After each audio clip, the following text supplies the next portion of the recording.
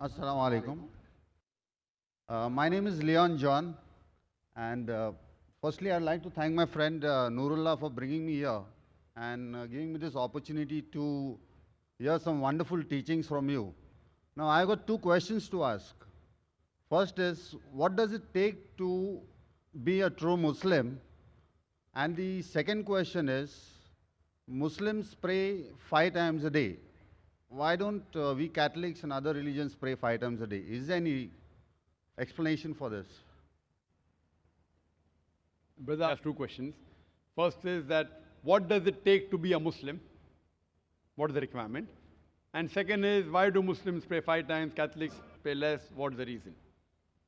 As far as what does it take to be a Muslim, as I mentioned earlier, Muslim means a person who submits his will to God. So if you submit your will to God and follow the commandments of God, you are a Muslim.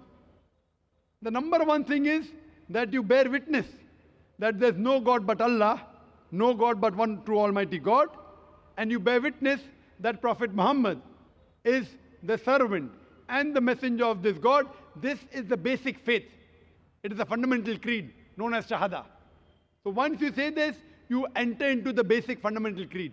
And to be a good Muslim, you should submit your will to Almighty God. So if you follow the commandments given by Almighty God in the Quran and the teachings of the Prophet Muhammad, peace be upon him, in the authentic hadith, then you'll be a good practicing Muslim. As far as the second question is concerned, why do Muslims pray 5 times and we Christians, we pray less? The reason is, we Muslims, Salah is a sort of programming towards righteousness. See, normally people, they say pray. Pray is not the right translation of Salah. Pray means to ask for help. In Oxford Dictionary, pray means beseech. In Salah, we don't merely ask for help. Besides asking for help, we are getting guidance from Allah subhanahu wa ta'ala. In other religions, they only ask for help. In Islam, besides asking for help, we are getting guidance from Allah subhanahu wa ta'ala. For example, if the Imam, after Surah Fatiha, he recites the verse of the Quran, or Surah Maida, chapter number 5, verse number 90. Ya ayyuhalladhina amanu, oh you believe, innamal khamru wal maisuru, most certainly intoxicants and gambling, wal anzabu wal azlamu, dedication of stones, divination of arrows, rijsum min amali shaitan, these are Satan's handiwork. Fashtanibu lalakum tuflihun, abstain from this handiwork that you may prosper. Here we are getting guidance from Allah subhanahu wa ta'ala in our salah that don't have intoxicants, don't gamble, don't do fortune telling, don't do idol worship. These are Satan's handiwork. Abstain from it that you may prosper. So besides asking for help, besides asking, we are getting guidance from Allah subhanahu wa ta'ala and we are thanking Allah subhanahu wa ta'ala. So I prefer calling salah as programming towards righteousness. And if you analyze today, the amount of evil we see around us, bad things happening, evil thing, obscenity, cheating, there are high chances that we can get deprogrammed.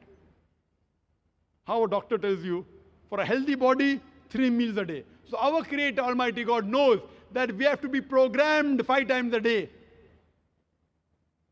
so that we will be on the straight track. So He is our Creator, He knows that.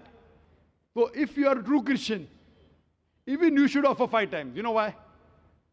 Because if you read your scriptures, the book of Acts, like how we do ablution, Surah Maida chapter 5, verse number 5, that you have to wash your hands, wash your face, rub the head with water, and wash the feet up to ankle. Similarly is mentioned in the book of Acts. Similarly in the book of Exodus, that Aaron and Moses, they washed their face and hands before they appear in front of the Lord. Same thing, the basic part of Sajda, the sujood, if you read Genesis chapter number 17, verse number 3. It says that Abraham fell on his face and prayed to God. In Numbers, chapter number 20, verse number 6, Aaron and Moses, they fell on their face and prayed to God. Joshua, chapter number 5, verse number 14, Joshua fell on his face and prayed to God. If you read the Gospel of Matthew, chapter number 26, that Jesus Christ, peace be upon him, in the Garden of Gethsemane, he took a few steps forward and fell on his face and prayed to God. Can an acrobat fall on his face and pray to God better than the way we Muslims do? When you do sujood, we put the highest part of the body, the forehead, on the lowest part of the ground and say, glory be to Allah. the Most High. Glory be to Allah, the Most High thrice. So all the prophets of the Bible, they prayed the same way as we Muslims pray. And Jesus Christ, peace be upon him, said in the Gospel of John, chapter number 16, verse number 12 to 14, I have many things to say unto you, but ye cannot bear them now. For he, when the Spirit of truth shall come, he shall guide you unto all truth. He shall not speak of himself. All that he hears shall he speak. He shall glorify me. Now, Jesus Christ, peace be upon him, said that wait for the Spirit of truth, talking about Muhammad, peace be upon him.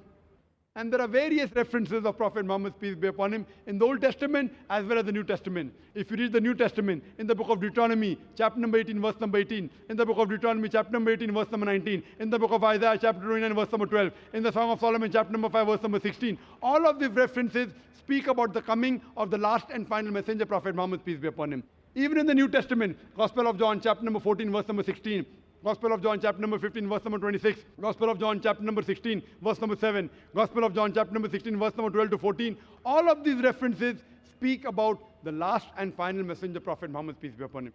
So if you're a true Christian, if Christian means a person who follows the teachings of Jesus Christ, peace be upon him, we Muslims are more Christian than the Christian themselves. If you're a true Christian, you have to follow the teachings of Prophet Muhammad, peace be upon him, and do ablution before Salah. You should do sujood. And you should pray 5 times a day. Hope that answers the question. Thank you. I appreciate that.